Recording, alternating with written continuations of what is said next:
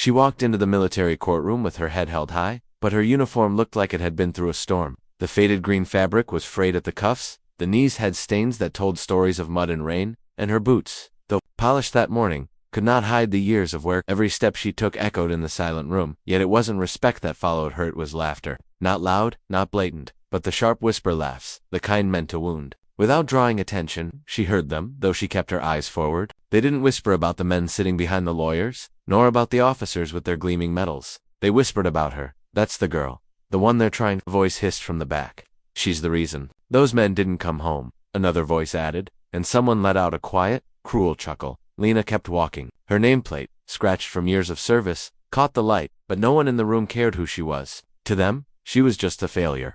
The judge, a stern man with silver hair and a voice like gravel, looked down from the bench. Private Lena, he said, his tone clipped. You will stand where you are told. She nodded and stood in the center of the room.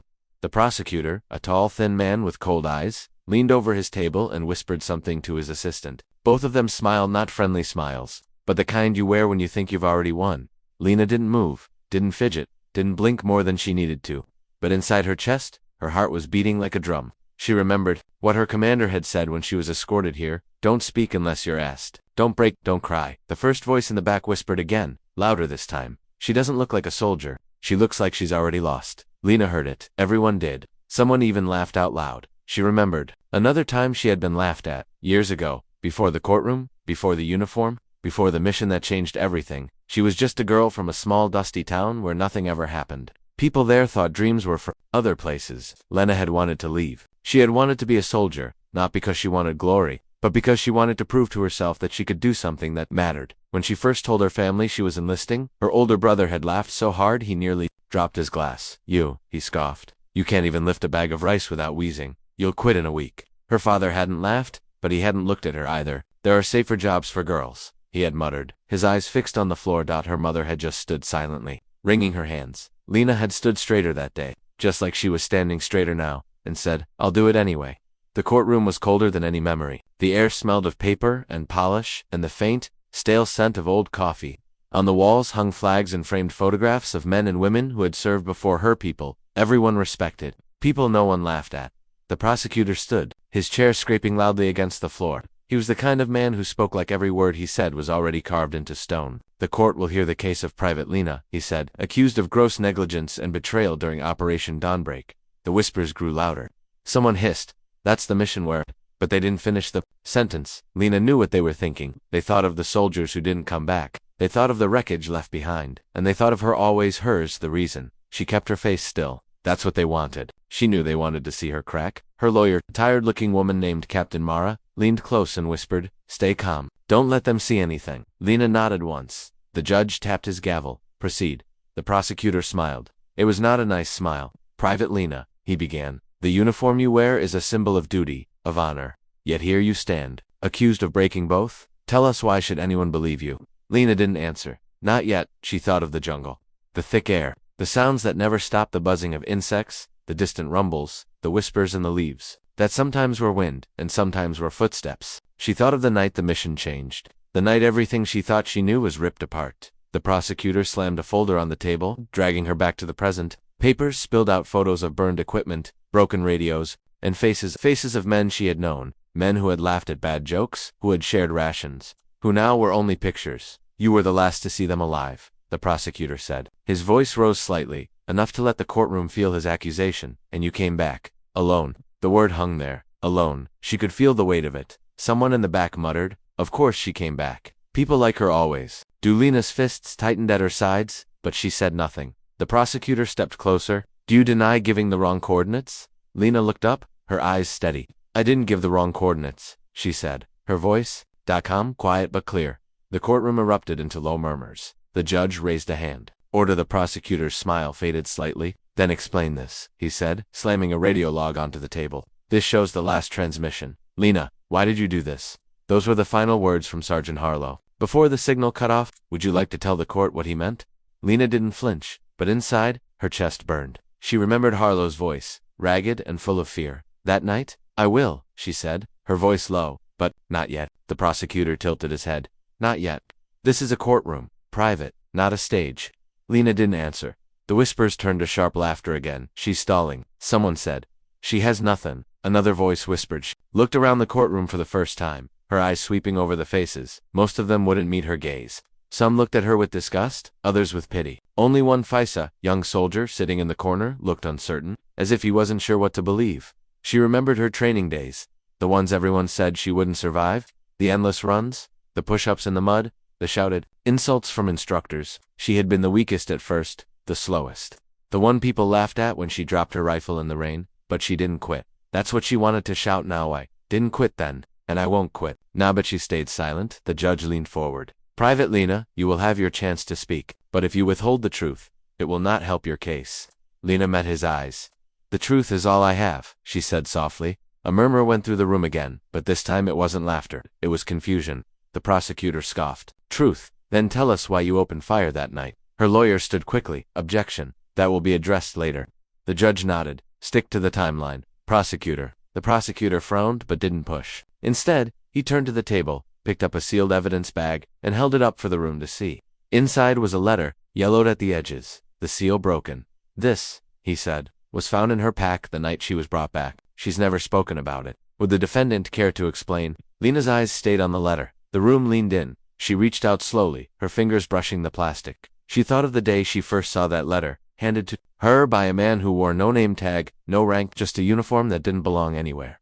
If you open this, he had whispered back then, everything changes. Now, standing in the courtroom, she took the bag from the prosecutor's hand. The paper inside felt heavier than it should have. The prosecutor crossed his arms. Well, Lena stared at it for a long time. The whispers turned into a hush. The kind of silence that stretches and stretches. Her lawyer touched her arm lightly. You don't have to say anything yet, she whispered. Lena nodded slightly, then spoke not to the lawyer, not to the prosecutor, but to the room. I will explain, she said, her voice steady now.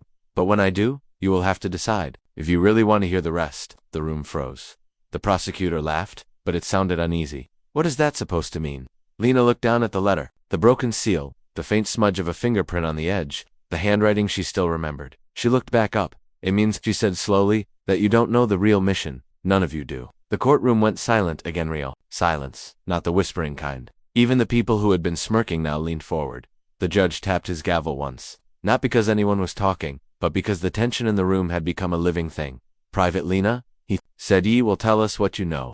Lena's eyes swept the room one last time. The faces that mocked her now looked uneasy. She held up the letter. I'll tell you, she said, but not yet. The words landed like a stone dropped in still water. The prosecutor slammed his hands on the table. Enough of this nonsense, he shouted. This soldier is trying to play games with this court. But the judge didn't stop her. Lena's grip tightened on the letter. Her voice was quiet, but the silence in the room made every word clear. When I speak, she said, you'll understand why they mocked me. You'll understand why they blamed me. And you'll understand why the mission was never supposed to succeed. The courtroom seemed to shrink around her, every breath held, every eye fixed on her, and for the first time since she had walked in, no one dared to laugh.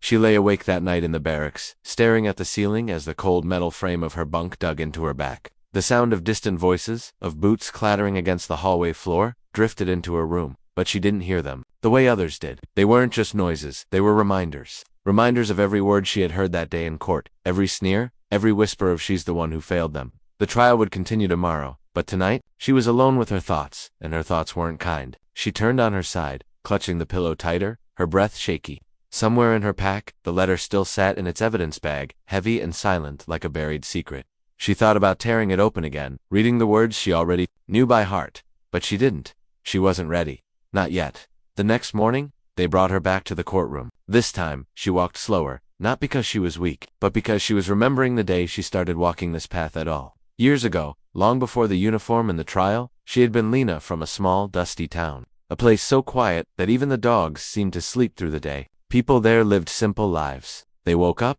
they worked, they slept, no one left, and no one tried to, but she had wanted more. She wanted to prove she could be someone.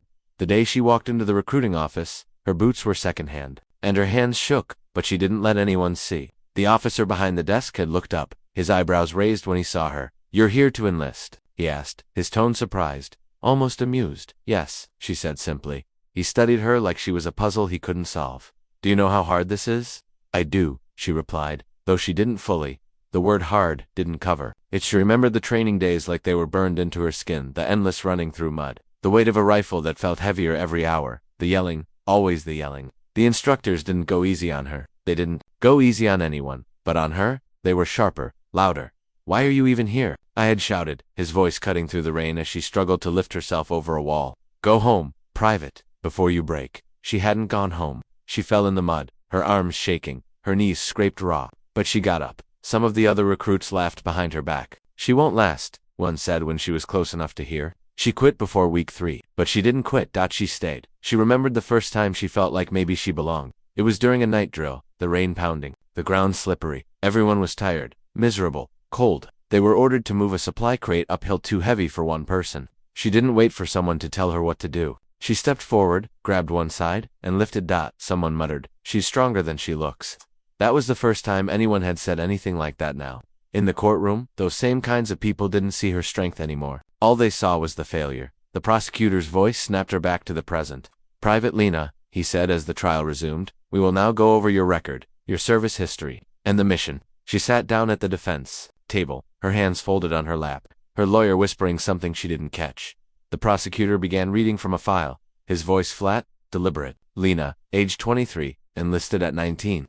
Completed basic training despite difficulties. Assigned to Bravo unit, served on 3 minor operations before dawnbreak. He closed the file and looked at her.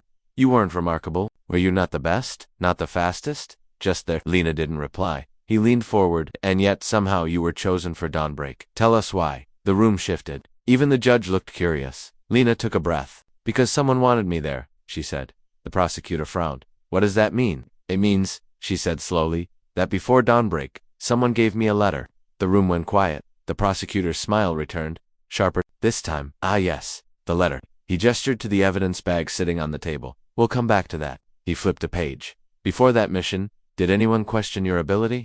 Did anyone think you weren't ready?" Lena didn't hesitate. Everyone. The courtroom stirred. She could still hear the voices from those days, like echoes she couldn't silence. "You don't look like a soldier," they'd said in the mess hall. "She's going to get someone killed," a voice whispered during drills, but she kept showing up. One night, during training, a man she didn't know approached her. He wasn't part of her unit. He wore a uniform, but it was different, cleaner, sharper, with no name tag. He handed her an envelope. "Only when you're ordered to," he said, his voice low. She frowned. "Who are you?" He didn't answer. He just walked away now, sitting in the courtroom. She could almost see his face again, the way his eyes never blinked. The prosecutor's voice cut through her memory. "Who gave you the letter?" "I don't know," she said. "You expect us to believe that?" Lena didn't flinch. "It's the truth."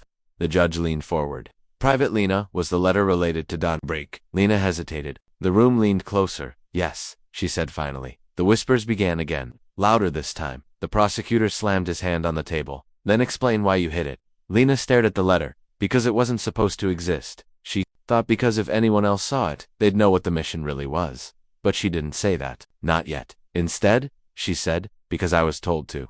The prosecutor's jaw tightened. "By who?" Lena's eyes lifted, calm and sharp. "You wouldn't believe me." The room fell into uneasy silence. The judge rapped the gavel. "Private, you will answer the question." "I will," Lena said, "but not yet." That phrase again. The prosecutor's face darkened. "You think this is a game?" he snapped. Lena didn't answer.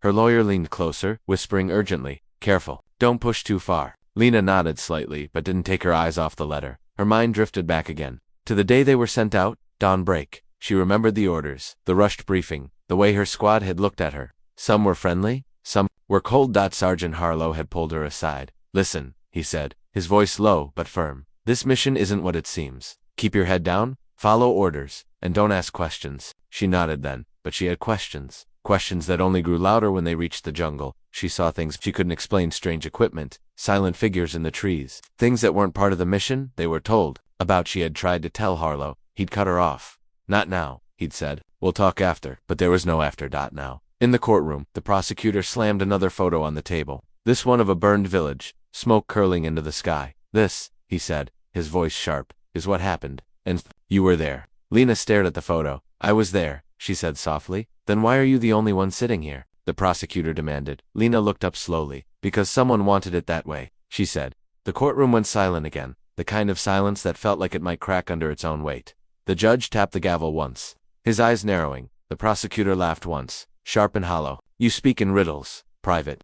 Do you enjoy wasting this court's time?" Lena didn't blink. "I don't enjoy any of this," she said. The whispers had stopped. Everyone was listening now, She lifted the letter again, the paper inside, faintly visible, and then she said, quiet but clear, "When I tell you who this letter came from, this courtroom won't laugh again." The prosecutor opened his mouth to speak, but before he could, she added something else, her voice even lower, "And, when I tell you what it says," she whispered, "some of you will wish I hadn't." The courtroom felt heavier that morning, like even the walls knew the weight of what was about to be said. Lena stood in the same spot she had for the last 2 days. The eyes of strangers pressing against her back like invisible hands. She didn't look at them. She kept her gaze on the table, on the single object that had somehow become more powerful than every accusation in the room, the letter. The prosecutor leaned forward, his hands gripping the edge of his desk, as if he could squeeze the truth out of her by sheer force. "Private Lena," he said slowly, his voice smooth but sharp, "you've been dancing around the facts for 2 days. No more riddles. Tell us about the night of the mission. Tell us what happened." Lena's fingers tightened around the letter. She could feel the paper inside through the plastic, the faint texture of the writing, even though she couldn't see the words clearly. Her lawyer whispered, "You don't have to rush. Speak when you're ready." But she was ready. She drew a long breath, her voice calm but edged with something deeper when she finally spoke. "It started before the mission," she said, her eyes lifting just enough to meet the prosecutor's. "You think Dawnbreak was just another operation? It wasn't. From the moment we got the orders, something felt wrong." The prosecutor's brow furrowed. "Wrong? How?" Lena's eyes unfocused slightly as the memories pulled her under, dragging her back to that night in the briefing tent. There had been 9 of them in the squad room. The rain outside hitting the canvas roof like fingers tapping. Maps were spread across the table, red lines scrawled like wounds across green terrain. Sergeant Harlow stood at the front, his face set like stone, his voice clipped as he spoke. "Operation Dawnbreak," he said. "Simple extraction. We go in, we get the asset, we get out. Fast." But there was no simple, not in the way his eyes darted to the corners of the room, not in the way he avoided certain questions. Lena remembered raising her hand. "What's the asset?" Harlow didn't look at her. "Not important for you." But she saw the twitch in his jaw when he said it. Later, after the briefing, she'd stepped outside. The night air was thick, damp, heavy, and that's when she saw him again, the man who had given her the letter weeks before.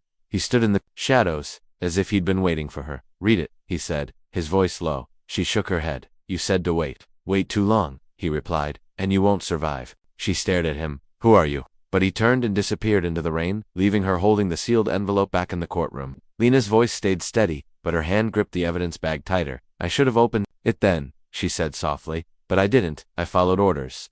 The prosecutor cut in, impatient.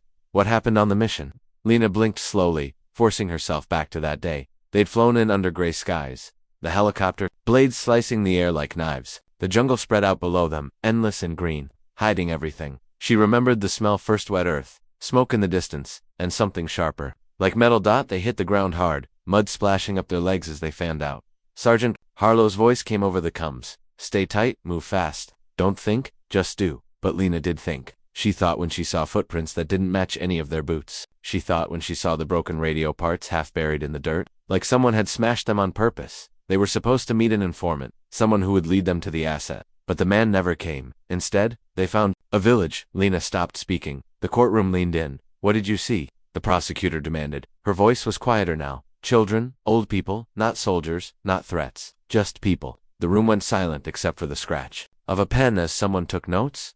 "We were told the village was empty," she continued. "But it wasn't." The prosecutor frowned. "And what happened next?"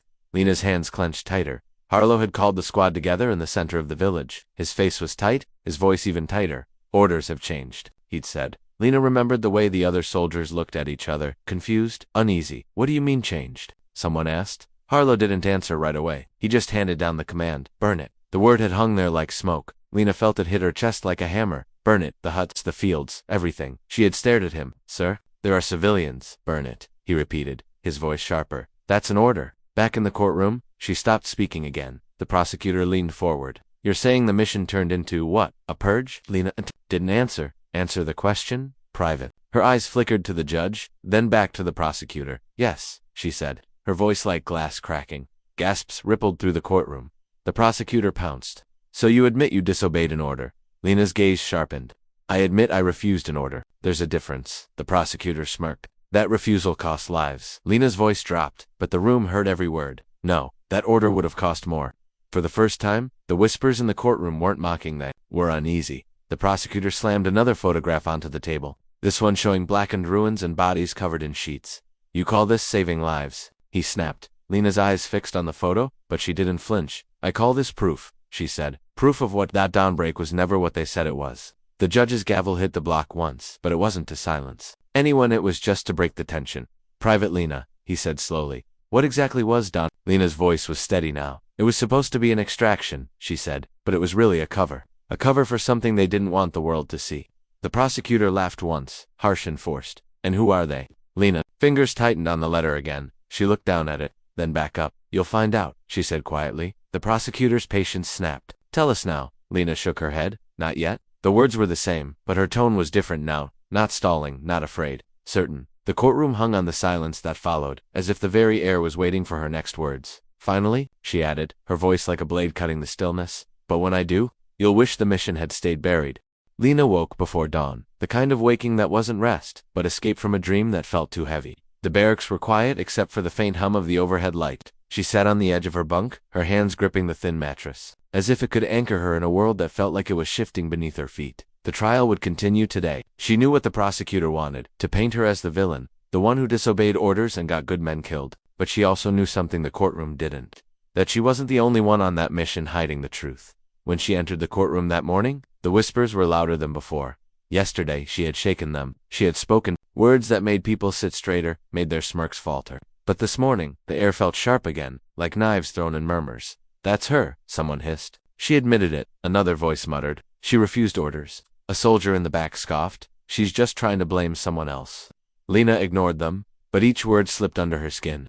She held her head high, though she always did. The prosecutor stood the moment she sat down, a predator who had smelled blood. His thin lips curved into something that wasn't quite a smile. Private Lena, he said, yesterday you told us dawnbreak was not what it seemed. You suggested the mission was a cover. You even dared to hint that someone higher up wanted something buried. But let's not forget what else you admitted to disobeyed orders. You refused to follow the chain of command. And that refusal, he paused, letting the silence swell, cost lives. Lena stayed quiet. The prosecutor walked slowly around the room, his boots clicking against the floor, his voice growing louder. But today, we're not just going to talk about your refusal, he said. Today, we're going to talk about the betrayal. The word cut through the room like a blade. Lena's lawyer stiffened. Objection to the phrasing. The judge raised a hand. Overruled. Continue. Lena didn't move. The prosecutor turned, his eyes locking on her.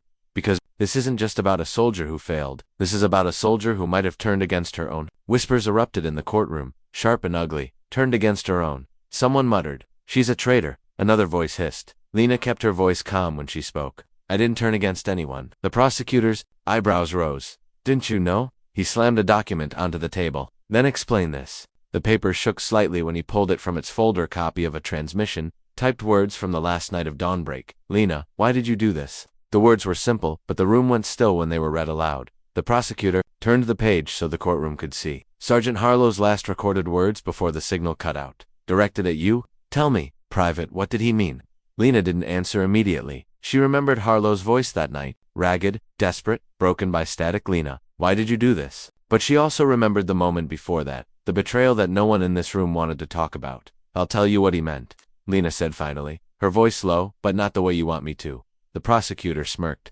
Another riddle. Lena's eyes narrowed. "No, the truth." The courtroom leaned closer. She closed her eyes for a moment and let the memory take her. The jungle. The rain, the smoke, the confusion that night. Everything was noise, the shouting, the crack of gunfire, the chaos as the mission fell apart. But through that noise, she heard something else. A voice, not from her squad, not from any enemy they had been told about. A voice over the comms that shouldn't have been there. Switch the codes. 3 words. Soft, deliberate, wrong. When she looked around, she saw the source, one of her own squad mates, crouched over the radio, hands moving too fast, eyes darting too much. "Stop," she'd said, her voice sharp, cutting through the rain. The man, Corporal Dent, looked up at her, his face pale but determined. "Orders," he muttered. "Whose orders?" she demanded. He didn't answer, he just kept working. And then the codes changed. Back in the courtroom, Lena opened her eyes. "It wasn't me," she said. The prosecutor frowned. "What? Wasn't you?" "The betrayal?" the room murmured, unsure. Lena's voice grew sharper. "Someone switched the radio codes that night. Not me. Someone else." The prosecutor tilted his head, skeptical. "You expect us to believe that?" "It's the truth." The prosecutor smirked again, but there was less confidence in it now. And who was this mysterious someone else? Lena hesitated. Dent's face flashed in her mind, the way he wouldn't meet her eyes, the way his fingers shook as he worked the radio. She spoke his name. "Corporal Dent." The courtroom erupted, gasps, whispers, a shocked laugh from someone who couldn't hold it in. The prosecutor held up a hand. Trying to regain control, Courtroom Dent, he repeated. Lena nodded. He blamed me for what happened, she said, her voice steady. He said I gave the wrong coordinates. He said I made the mission fail. But he was the one who changed the codes. He sent us into the wrong zone. The prosecutor slammed his palm against the desk. And you have proof of this? Lena held up the letter. This, she said softly, is the proof. The prosecutor laughed, but the sound was brittle. Ah, yes, the letter again. Your magic piece of paper. Lena didn't flinch.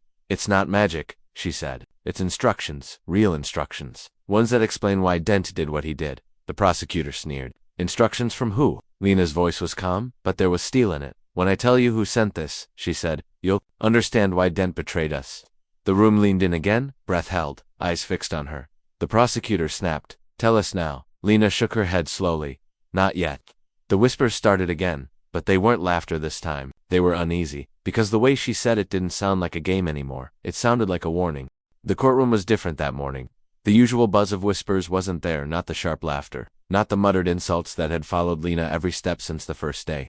Today, it felt like the entire room was holding its breath. The words she had spoken yesterday, Dent, had landed like a dropped grenade. Now everyone was waiting for the smoke to clear. Lena sat straighter than usual. Her uniform still worn, still faded, but there was something in the way she held herself that felt stronger. Her lawyer, Captain Mara, leaned over and whispered, they're listening now. Really listening. Be careful. She nodded once, but kept her eyes on the table. The prosecutor, however, walked in with his usual sharp stride. His confidence a little dented but not broken. He set his folder on the table harder than he needed to, and said, Private Lena, you've thrown out the name of a decorated soldier. Corporal Dent served his country for years. He has a clean record, and yesterday, you accused him of betrayal. Lena didn't flinch. Because he betrayed us. The prosecutor leaned closer, his voice dripping with mockery. Do you have any evidence? Or is this just another one of your stories? Lena's hand tightened around the evidence bag that held the letter. She didn't raise it, not yet. She spoke slowly, so every word could land. I saw him, the night of dawnbreak. He switched the radio codes. He redirected us. The prosecutor tilted his head. Redirected you. Where? Lena hesitated. The memory of that night clawed its way back into her mind. The jungle so thick it felt like it could swallow them. The rain pouring so hard it blurred her vision. They had been heading toward the coordinates given in the mission briefing when Dent knelt by the radio, muttering something about a signal glitch, but she had seen his fingers, deliberate, punching in numbers that didn't match the map. But she had asked, what are you doing? He hadn't looked up. Fixing it, but it hadn't been fixing. Back in the courtroom, Lena met the prosecutor's gaze. He sent us into a trap. Gasps rippled through the room. The prosecutor's smirk faltered for a heartbeat, but returned quickly. A trap? You're claiming Dent deliberately led your squad into danger. Yes, Lena said simply. And why? The prosecutor sneered. Would a loyal soldier do that? Lena's eyes lowered to the letter. You already know the answer, she said softly. The prosecutor blinked. Excuse me. She looked up again. Because someone told him to. The words hung there like fog. The judge leaned forward. Who told him? Private. Lena didn't speak right away. Her mind returned to that night the moment everything went wrong. They had been moving through the jungle when the first shot rang out. It wasn't enemy fire. It was from behind them. Harlow had shouted, get down. As chaos exploded, Lena had hit the ground, mud soaking her uniform, heart pounding. Through the shouting, the rain, the gunfire, she heard Dent's voice on the radio. This is Dent. The package is moving.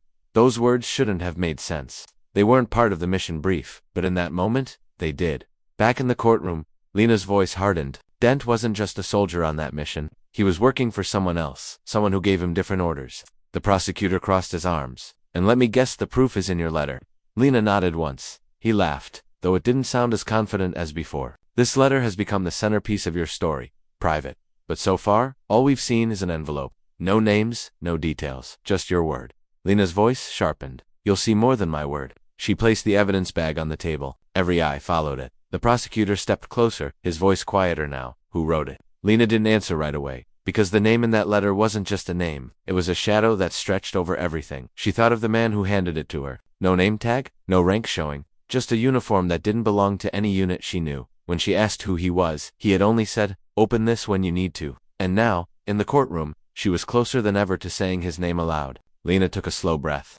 The letter came from someone higher than any of us. Higher than Dent. Higher than Harlow. The prosecutor's voice snapped like a whip. Lena looked down at the letter, her fingers brushing the plastic one more time. She looked back up. You won't believe me until I show you, she said. The courtroom leaned forward as one waiting. The prosecutor slammed his hand on the table. Enough of this suspense. Private. You've been stringing this cord along for days. Lena's voice didn't rise. She didn't shout. She just said, quietly, I'm not stringing anyone along. I'm giving you the chance to prepare for what's coming. The silence that followed felt different this time. It wasn't the silence of mockery. It was the silence of fear. She slid the letter closer to the prosecutor, the faintest smile at the corner of her lips, not smug, not triumphant, just sad. When I open this, she said, the room will never feel the same again. The courtroom wasn't just quiet that morning. It felt hollow, like every breath taken inside the walls echoed back too loudly. No one whispered this time. No one muttered or sneered when Lena walked in. They just watched. She felt the weight of those stairs like a storm pressing down. Her boots hit the floor in slow,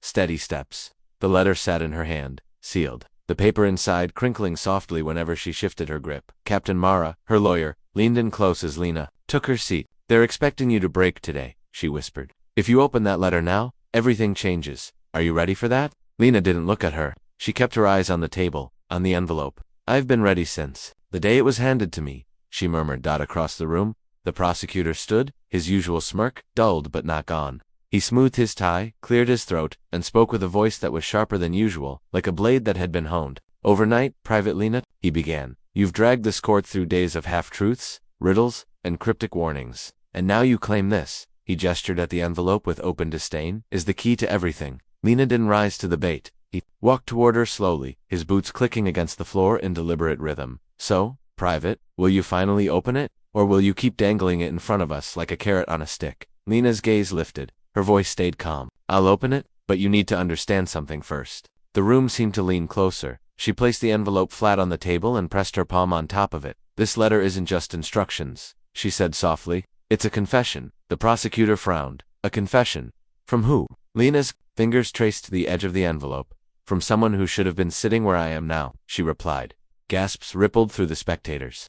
Sharp and quick, like the snap of branches underfoot, the prosecutor narrowed his eyes. Are you saying someone else ordered what happened that night? Lena nodded once. Then name them, he demanded. She didn't, not yet. Instead, she leaned back slightly, her voice lowering as she began to talk not about the letter, but about the night it became necessary. The rain had been relentless that night, turning the ground into thick brown soup. They'd moved through the jungle in near silence, the sounds of their gear drowned out by the storm. Every step felt wrong. Every shadow looked like it was hiding something. And then the radio had gone quiet. Not broken, not static, just quiet. Lena remembered how Dent's hands had trembled slightly as he fixed it, his eyes never quite meeting hers. And then came the shots. At first she thought they were under attack from an unseen enemy. But when she turned, she saw something that burned into her memory. The muzzle flashes weren't coming from ahead. They were coming from behind, her own squad. Some of them firing in confusion, some of them firing at each other. It hadn't been chaos. It had been engineered back in the courtroom. Lena's voice grew harder, sharper. Dent didn't just change codes. He didn't just misroute us, he fractured us. He turned us against each other with one radio call. The prosecutor crossed his arms, skeptical. And who supposedly gave him this radio call? Lena tapped the envelope. The one who wrote this, she said. The prosecutor snapped. Enough suspense. Private. Open it. Read it. The judge's gavel hit the block softly, not to silence anyone, but like a heartbeat. Private Lena, the judge said. The court orders you to present the contents. Lena nodded slowly. Her fingers moved to the seal of the envelope. The paper tore with a sound that was louder than it should have been. The room held its breath. She slid the letter out carefully. The paper was creased, stained faintly at one edge. From where rain had touched it the night she'd been given it, she unfolded it. And for a moment, she didn't read. She just stared at the handwriting. Precise, deliberate, too clean for a battlefield note. Finally, she spoke. The letter says. She paused, then read aloud. Each word like a stone dropped into still water. Dawnbreak is not what they think. Dent will receive new coordinates. Follow them, say nothing. When the time comes, choose silence. Murmurs filled the room. The prosecutor stepped closer, his voice almost a whisper now. Who signed it? Lena's eyes flicked down, her lips pressed together before she said the name. A name that made two officers in the back of the room straighten suddenly, their faces tightening. General Cassian Rourke. The courtroom erupted. Gasps, shouts, a few curses thrown under breath. Everyone knew the name. General Rourke wasn't just some officer. He was the man who'd been on recruitment posters, the hero of a dozen campaigns, the one whose speeches played before every major military broadcast. The prosecutor's face went pale. That's impossible, he stammered. Rourke would never. Lena's voice cut through him. He would. He did. She held up the letter. He gave Dent his orders. He gave me my orders. And he's the reason Dawnbreak turned into what it did. The judge rapped the gavel hard this time, trying to regain control of the chaos. Order, but the room wasn't listening. Spectators shouted. Some demanded proof of the signature. Others whispered that maybe she'd forged it. Lena didn't shout to quiet them. She just said, calm and clear, this isn't just a piece of paper, it's the thread. And when you pull it, everything tied to Dawnbreak will come undone. Her words silenced them more effectively than the gavel. The prosecutor steadied himself, his voice shaking slightly but still trying to regain control. Private Lena, he said, are you accusing General Rourke of orchestrating betrayal, murder, and cover-ups? Lena's voice didn't shake. I'm not accusing him, she said. I'm exposing him. And as the courtroom fell into stunned, breathless silence, Lena folded the letter back up and placed it on the table, her hand resting on it like it was a promise. Tomorrow, she added, her voice soft but cutting through the air like a blade, I'll tell you why he did it. The courtroom doors opened with a creak that morning, and it felt like everyone inside had already been waiting for hours. They didn't just turn to look at Lena, they stared. There were more people than before. New uniforms lined the back wall, unfamiliar faces, higher ranks. A reporter's pen scratched too quickly in a corner. The letter had done something yesterday. It hadn't just shaken the room, it had pulled others in.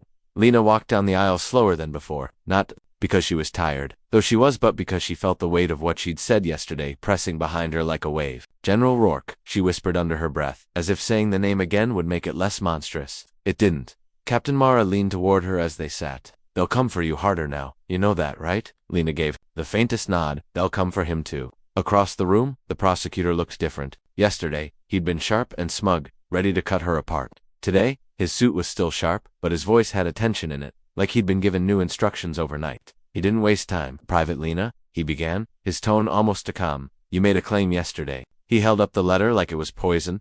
You accused General Cassian Rourke of orchestrating betrayal. You suggested one of the most decorated soldiers in this nation's history gave illegal, secret orders. The courtroom buzzed softly. The prosecutor raised his voice. You do understand what you're saying, don't you? You're not just defending yourself, you're attacking the very foundation of command. Lena met his stare. I'm not attacking it, she said. I'm exposing the cracks.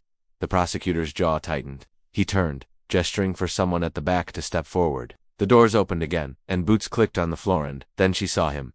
Dent. Corporal Dent walked into the room, his posture rigid, his eyes carefully blank. Whispers shot through the crowd like sparks through dry grass. That's him, the radio man. Why is he here? Lena's heartbeat thudded in her ears. Dent didn't look at her. As he took the witness chair, the prosecutor faced him. Corporal Dent, you served with Private Lena on Operation Dawnbreak. You heard her accusation yesterday. Dent's eyes stayed fixed ahead. Yes, sir. The prosecutor leaned in. Did you switch the radio codes that night? A pause. Dent swallowed. Yes. The room exploded with noise, gasps, mutters, even a low curse from somewhere in the back. The prosecutor raised a hand. And why did you do that, Corporal? Another pause. Dent's voice came out quieter now. Because I was ordered to. Lena's breath caught. The prosecutor's face was unreadable. By who? Dent didn't look at Lena, didn't look at anyone. He spoke the name flatly, like a man signing his own confession. General Rourke. The reaction was immediate. Chairs scraped. Voices rose. A gavel slammed. But Lena didn't move. She just stared at Dent, her voice low when she finally spoke. You lied about me? Dent's eyes flicked to her. Just for a second. You told them it was me? She said. Dent's hands gripped the edge of the chair. I had to. The prosecutor turned, smelling weakness. Had to. Dent's eyes darkened. They told me if I didn't blame her, they'd. He stopped himself. His jaw clenched. They'd what? The prosecutor pushed. Dent hesitated. Lena's voice cut in. They threatened you, didn't they? Dent didn't answer. But his silence was an answer. Lena's mind flashed back to that night, the gunfire, the screaming, the moment Harlow shouted for Dent to get on the comms. She remembered Dent's trembling voice saying, "We're in position," but they hadn't been in position. They'd been in a death trap. And then the next memory came, the one that made her throat tighten. The moment Harlow went down, back in the courtroom, Lena's voice trembled just slightly for the first time. You made the call that night, she said to Dent. But you weren't the only one, were you? Dent finally looked at her. No, he admitted. The prosecutor's voice cut through. Then who else? Dent looked down. Lena spoke before he could. Harlow, she said softly. Sergeant Harlow knew too. Gasps rippled again. The prosecutor pounced.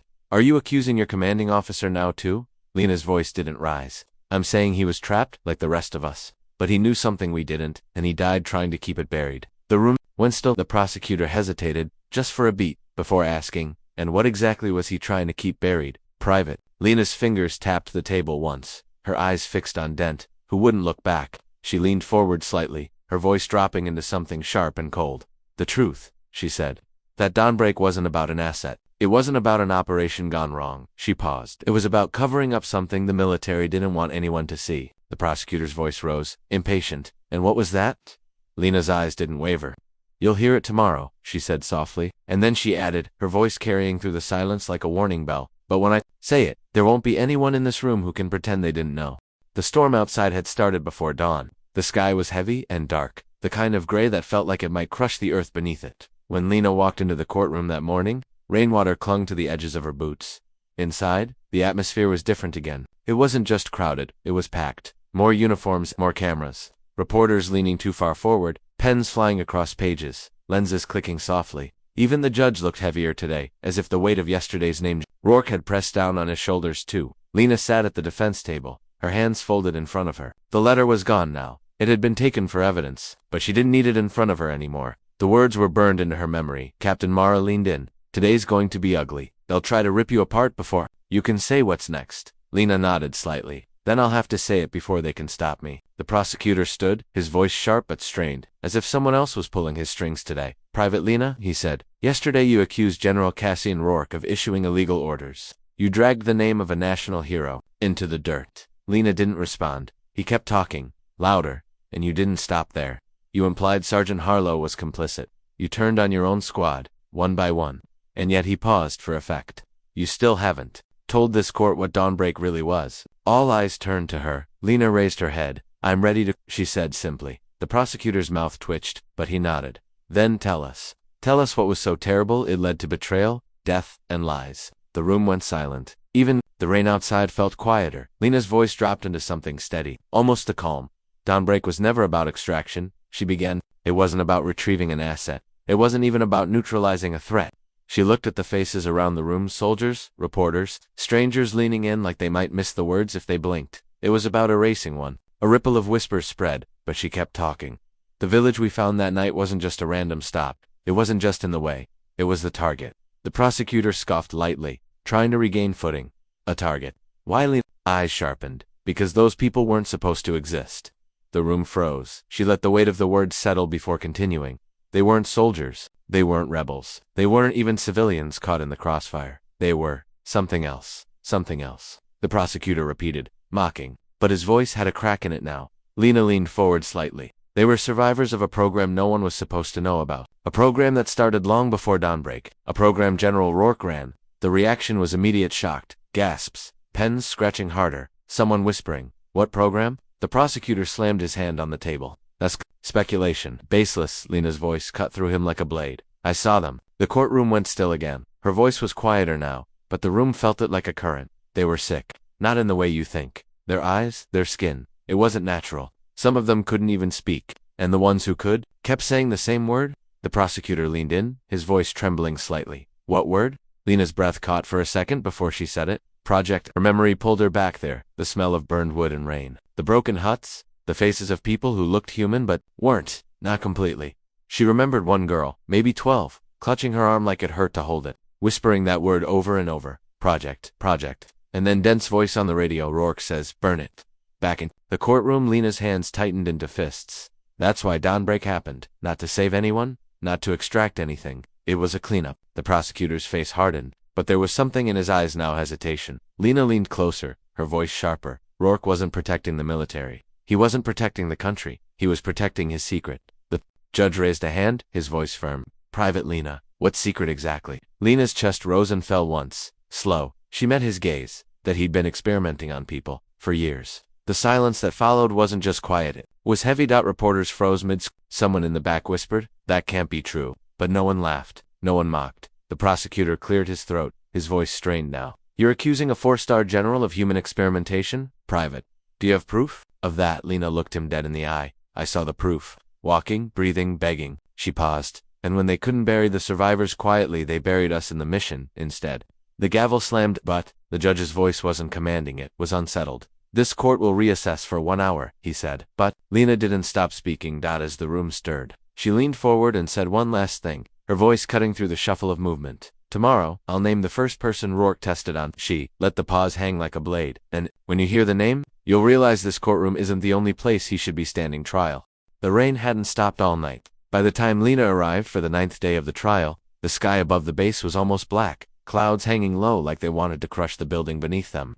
Inside, the air felt worse. The courtroom was no longer just full, it was overflowing. More cameras, more brass and decorated uniforms. Even a handful of civilians who had somehow managed to get clearance just to sit in the gallery. And this time, there was someone new sitting near the front. A man in a dark suit, no rank, no insignia, just a face to calm for the storm brewing around him. Lena noticed him the moment she walked in. Captain Mara leaned toward her and whispered, "Intel Division, they sent someone." Lena didn't ask why. She already knew. The name she was going to speak today would change everything. The prosecutor didn't bother with an opening speech this time. His usual sharp confidence was dulled, almost brittle. "Private Lena," he said, "yesterday you accused General Rourke of human experimentation. You painted Dawnbreak as a cleanup mission for some shadow program." He said the words like they were ridiculous, but his voice shook faintly on human experimentation. Lena didn't look away, because that's what it was. He slammed his hand against the desk. "And now you claim you'll name the first subject. Fine, let's hear it. Who was it?" The courtroom leaned in, every face taut with anticipation, dread, or both. Lena sat still for a moment, then spoke slowly. "Before I tell you their name, you need to understand the scale. This wasn't one experiment, it wasn't one mistake. It was a project." She let the word hang, sharp and ugly. "Project." "Hekiang." Gasps spread through the courtroom like a shiver through a crowd. Even the man in the dark suit raised an eyebrow. Lena kept going, her voice steady. "Rourke started it years ago. They picked people mostly from remote villages, border towns, places no one would notice, and they tested on them. Chemicals, nerve alterations, things I still don't have names for." The prosecutor cut in, his voice sharp, baseless. "Do you have evidence of any of this?" Lena's voice didn't rise. "I am the evidence," she said. The room stilled. For a beat, the prosecutor looked almost confused. "What do you mean by that?" Lena's hands curled into fists on the table. "Because the first person they tested on," she said softly, "wasn't some stranger, it was my mother." The courtroom exploded, gasps, shouts, chairs scraping back as people twisted to look at her. The judge's gavel slammed, but it barely cut through the noise. Lena didn't flinch, her voice carried over the chaos. She was a medic, stationed near the border. Rourke's unit recruited her for something she thought was a medical research program. But it wasn't research, it was the beginning of Project Requiem. Her voice cracked once. The first sign of anything breaking beneath the surface. They injected her, changed her, and when she got sick, they sent her home like nothing had happened. She drew a long, shaky breath. She never got better. The prosecutor recovered enough to spit out, "And you expect us to believe that General Rourke personally tested on your mother?" Lena's eyes were sharp now. "I don't expect you to believe it," she said. "I expect you to hear it." She turned her head just slightly to where Dent was sitting, summoned back as a witness. "Tell them," she said. Dent looked like he wanted to sink through the floor. "Tell them what you told me," Lena pressed. Dent's voice was quiet, but it carried, "She's telling the truth. I saw the files. Her mother was subject one." The courtroom erupted again, but this time it wasn't just Shakit, was something uglier. Reporters shouted questions. Someone in uniform muttered, "God help us." The judge slammed the gavel again, harder. "Order." Lena didn't move. She looked at the prosecutor, her voice quieter now, but sharp enough to cut through the storm in the room. "They destroyed her, and when she died, they didn't stop. They just moved on to the next subject, and the next, until there was a whole village of them." She let the silence settle, heavy as stone. The prosecutor steadied himself, but his voice didn't have the same bite anymore. "So, this is personal," he said, almost grasping for ground. "Your mother's death is why you're standing here accusing generals and rewriting missions." Lena's eyes didn't waver. "No," she said. "I'm standing here because her death is why Dawnbreak happened." The courtroom went still again. She leaned forward, her voice calm, steady, terrifyingly sure. "Tomorrow, I'll tell you how they used my mother to start the project." The storm hadn't eased. By the 10th day it had grown worse. Rain hammered the roof so hard the courtroom ceiling seemed to tremble with every drop. The halls outside smelled like wet earth and damp uniforms, and when Lena stepped inside, everyone turned, not just the reporters or the soldiers, not just the officers in the front row, everyone. The room was packed so tightly it felt like the walls might split. There were generals in seats they hadn't occupied before, men and women who rarely came to trials at all, and there was that man in the dark suit again, the one from Intel Division, now sitting closer. His gaze fixed entirely on Lena. Captain Mara leaned in as they sat. "Today they'll try to bury you before you speak. Don't let them." Lena didn't look away from the empty witness stand as she whispered, "They can't bury me without burying her too." The prosecutor's voice cracked like a whip the moment the judge gave him the floor. "Private Lena," he said, "yesterday you claimed your mother was subject one of some alleged Project Requiem. You accused General Rourke of experimenting on civilians. And now," he leaned forward, voice rising, "you say you'll tell us who they wanted to use to finish it." Lena didn't flinch. "Yes," she said softly. The room seemed to lean forward with her. Lena's voice didn't rise, but every word felt like it was cutting into the room itself. Project Requiem didn't just take from the forgotten. It didn't just prey on villages nobody would miss. It needed someone visible to finish it. Someone who would prove their work. Someone they could hold up as a success. The prosecutor scoffed, though his voice wasn't steady anymore. And who was that supposed to be? Lena's gaze didn't waver. Me? The courtroom erupted louder than any day before. Gasps, shouts, someone dropping a pen, a reporter whispering, "Did she just?" The judge slammed the gavel. "Order, order." But Lena kept speaking, her voice slicing through the noise. "After my mother died, Rourke didn't stop watching our family. He sent recruiters to our town, to me. They said I was promising, that I had the right instincts, the right discipline. They weren't recruiting me for service. They were lining me up for the end of his experiment." She paused, the silence that followed almost painful. "I didn't know at first, not when I enlisted, not when I got my first posting, not even when they sent me on dawnbreak. But that mission," she swallowed, "that mission was never about an asset or an objective. It was about delivering me." The prosecutor's face had lost its smugness entirely now. "You're saying," he struggled for words, "you're saying dawnbreak wasn't an operation, it was a setup?" Lena nodded once. "Every step of it," she said. Dent was brought back to the witness stand, and for the first time since his arrival, he couldn't meet her eyes. Lena turned to him anyway. "They told you to get me there, didn't they?" Dent's throat bobbed. "Yes," he said, barely above a whisper. "They told you to frame me too, didn't they?" Dent nodded again, slower this time. The room rippled with whispers. The judge rapped the gavel again, but no one was really listening. Lena faced the prosecutor again. "Dawnbreak was the final field test," she said. "They wanted to see how far I could go, how much I could survive, and if I didn't break." She looked down at her hands, then back up. "They were ready to finish what they started with my mother." The prosecutor tried to find ground, to find anything that could push her words back. "So this entire trial, this whole spectacle you claim, it's all part of some cover for Rourke's project?" Lena's voice sharpened. "No. This trial is the part they couldn't control." The judge leaned forward now, his voice heavier than it had been all week. "Private Lena, are you saying you believe there are others? More subjects?" Lena didn't blink. "Yes." The room buzzed again. She continued, her voice quieter now, but more dangerous for it. "And tomorrow, I'll name the ones who are still alive." She looked toward the gallery, her eyes passing over the officers, the cameras, the man in the dark suit. Her voice cut through every breath in the room. "And when I do, you'll realize they've been sitting closer to you than you ever imagined." The rain had stopped overnight, but the world outside the base felt no lighter. The clouds hung low and bruised, and a chill wind cut through the air as Lena walked to the courtroom. Inside, the silence was different. Tit wasn't the curious hush from the first days. It wasn't even the stunned quiet after she'd spoken Rourke's name. It was fear. Even the officers sitting in the front row didn't talk. The reporters didn't lean in like before. They gripped their pens tighter, waiting for whatever bombshell she'd drop next. And that man in the dark suit, the one from Intel Division, wasn't just present. He'd moved to the front, sitting close enough that Lena could feel his stare on her skin. Captain Mara leaned in as they took their seats. "Today," she whispered, "if you name the survivors like you promised, you'll be crossing a line. You understand that?" Lena didn't look away from the empty witness stand. "They crossed it first," she said softly. The prosecutor stood, but he looked different, now worn, frayed. His voice was sharp, but the edges weren't as steady. "Private Lena," he said, "yesterday you made a claim that you were supposed to be the final subject of Project Requiem." He glanced around the room, his throat tight. "And today you claim you'll name others. Survivors?" Lena nodded once.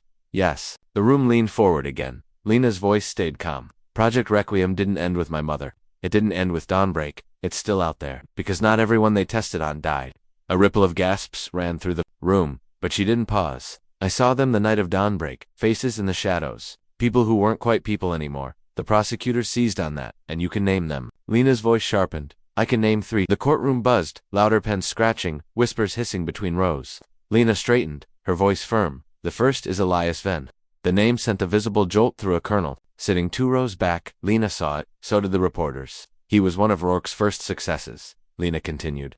"They said he died in a training accident, but I saw him that night. His eyes, his scars, he didn't die. He disappeared." She didn't stop. "The second is Karina Holt." A whisper. "Karina Holt, the sniper." Lena's jaw tightened. "She's not missing in action. She's hiding, because if she comes back, they'll cage her again." The room was loud now, a current of disbelief and dread, but Lena's voice cut through it, steady and unshakable. "And the third?" She paused. The silence before the next name felt endless. "Is Dent?" The room exploded.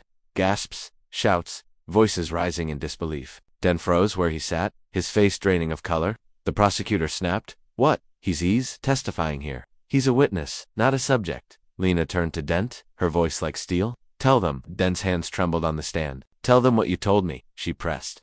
Dent's voice cracked when he spoke. I was one of them. The courtroom erupted. The judge's gavel slammed but couldn't cut through the chaos.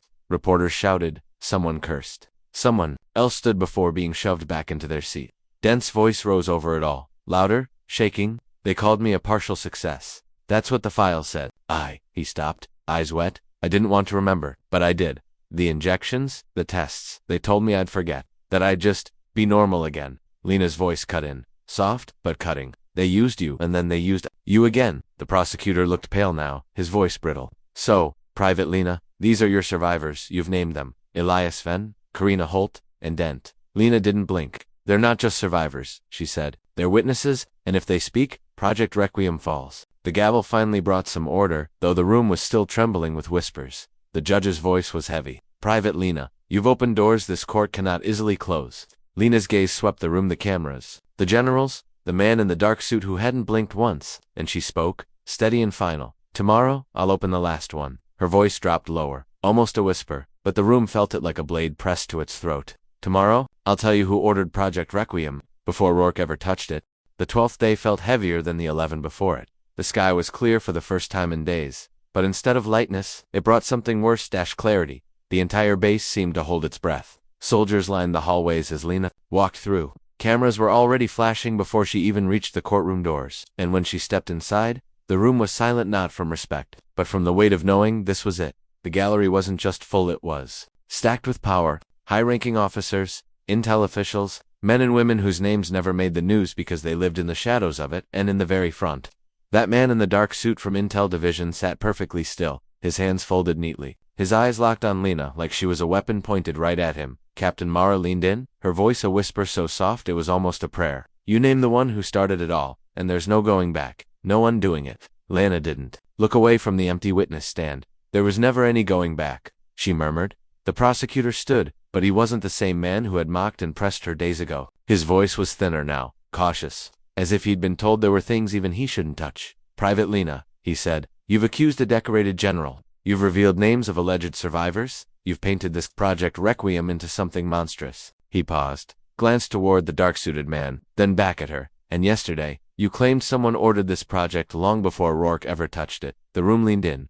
Lena didn't speak right away. She could feel every eye on her. She could hear the sound of a pen scratching somewhere in the gallery, the quiet click of a camera lens adjusting focus. Then, slowly, she stood. Her voice was steady, but quieter than before, which somehow made it sharper. General Rourke ran it, but he didn't create it. He was just the hand. The mind that drew the plan was someone higher. The room tensed. Lena's eyes moved across the courtroom, not to the judge, not to the prosecutor, but to the man in the dark suit. And when she said the name, it was like the air itself froze. Director Adrian Kessler. The reaction was immediate and violent. Gasps, shouts, the scrape of chairs. As people jerked back, the prosecutor's pen fell from his hand. The judge slammed the gavel, but it was swallowed by the eruption and the man in the suit.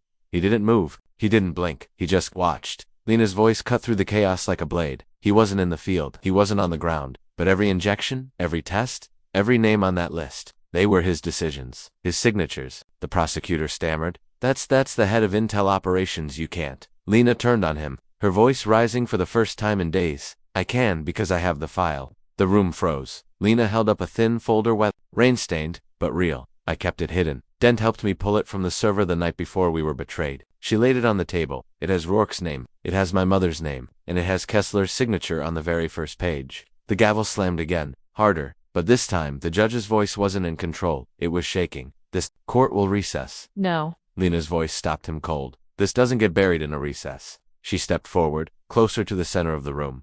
This isn't just about Dunn. It isn't just about my mother. It's about every single name in this file. People who vanished. People they erased. People they broke. Her voice softened, but it carried. And now you know who broke them. The room was chaos again, but under it was something new. Fear. Not fear of Lena, but of what she had just unleashed. Intel officers whispered urgently. Generals muttered under their breath. And that man in the dark suit, Director Kessler, still hadn't spoken a word.